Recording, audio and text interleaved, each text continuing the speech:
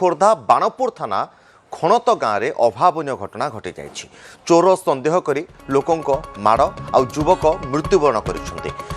मृतक युवक भीमपुर गाँव बाघुआपदर साहिर तोफान नायक बोली सूचना। गत 28 तारिख अपराह्न समय तोफान नायक कौन काम खणत को जाते आ चोर सन्देह करी गाँवर किछि लोक तांको अटक रखी खुंटरे बांधी पिटी थिले। तेणु सूचना पाई बाणपुर पुलिस घटनास्थल में पहुंची बंधा जाइथिबा अवस्था उद्धार कर थाना को आनी आउे परिवार लोकों को थाना को डाकी मुलचाल कर तोफान को डाक्तरी परीक्षा न कराई निज मुंडरू दोष खसाई घर को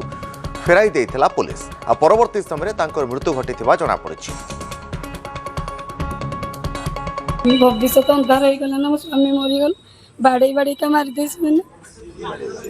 गाँ लोक थाना जब बुझिले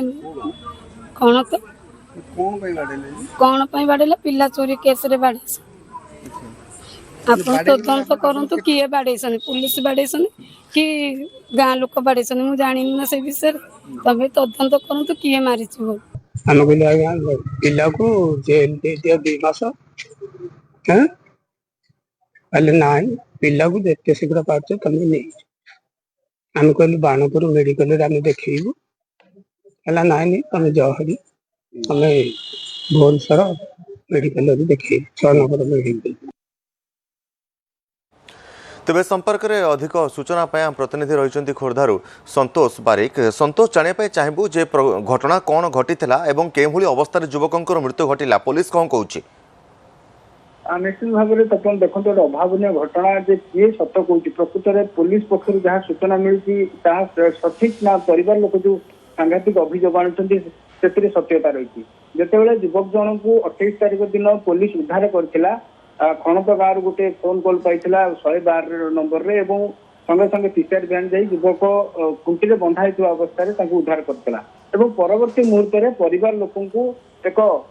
कागज रे लिखित आकार रे रखी परिवार लोकों को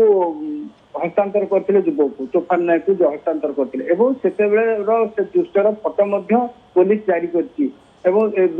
से सुस्थ होई फेरीथिबा घर को मध्य से ये लेखा जाए जो राजीनामा करके पुलिस ठारू आनी परिवार लोक से लेखा जाए सुस्थ अवस्था से परिवार लोक सहित जाइछन्ति परवर्ती मुहूर्त में कौन है एवं राति कहीं स्वास्थ्य अवस्था एत बिगड़ी गला एवं पुलिस जितेबाला परिवार लोक युवक को हस्तांतर करते डाक्तरी माइना करा ना नहीं ये सब वर्तमान गोटे गोटे सन्देह घर रोचे जहाँ परिवार लोक अभियोग कर ग्रामवासी माड़ मारी पुलिस थाना को आने पर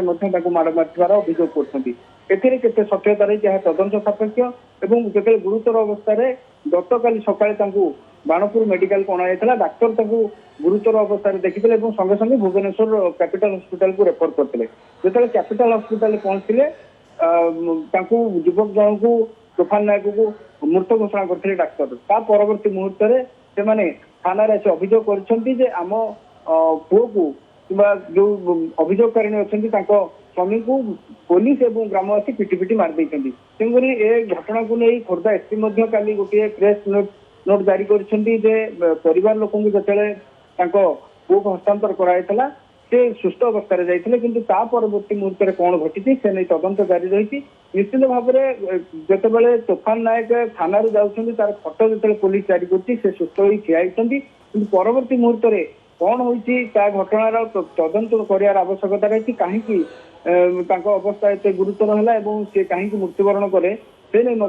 तदंत जारी रखी पुलिस किंतु परिवार लोक जहाँ सांघातिक अभियोग आणुଛନ୍ତି